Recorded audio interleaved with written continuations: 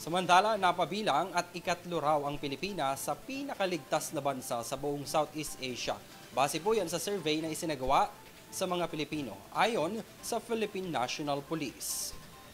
Ayon sa PNP, dahil sa naturang survey, magsasagawa sila ng adjustment upang mas lalong mapag-ibayo ang katahimikan ng mga komunidad na anilay dati na rin nilang ginagawa sa pamamagitan ng police visibility. Tunghayan po ang detalye sa aking report. Inihayag ni Philippine National Police Chief General Benjamin Acorda Jr. na kabilang ang Pilipinas at ikatlo sa pinakaligtas na bansa sa buong Southeast Asia.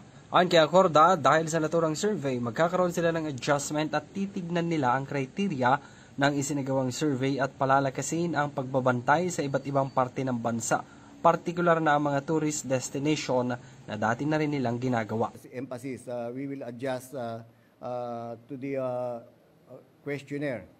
Kung mapansin niyo po, there were some questionnaires na tinitinan or tinanong sa mga kumbaga nag-subscribe dun sa survey na yon.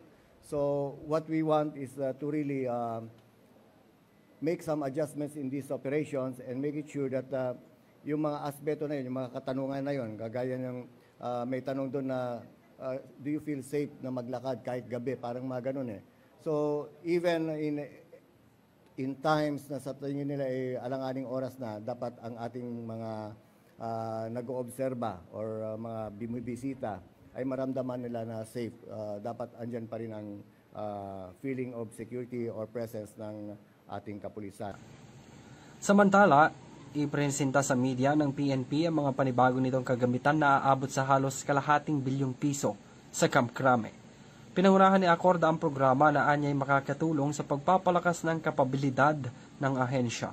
Kabilang sa mga bagong assets na dumating ang 143 na 4x2 patrol jeeps, 5 heavy motorcycle na may 650cc, 11 light motorcycle na may 150cc, 3,243 striker-fired 9mm pistol, 406 na autogated night vision goggles at 2,648 na tactical vest. Maliban sa mga ito, mayroon ding 8,105 na bagong raincoat ang PNP at 956 na gulong.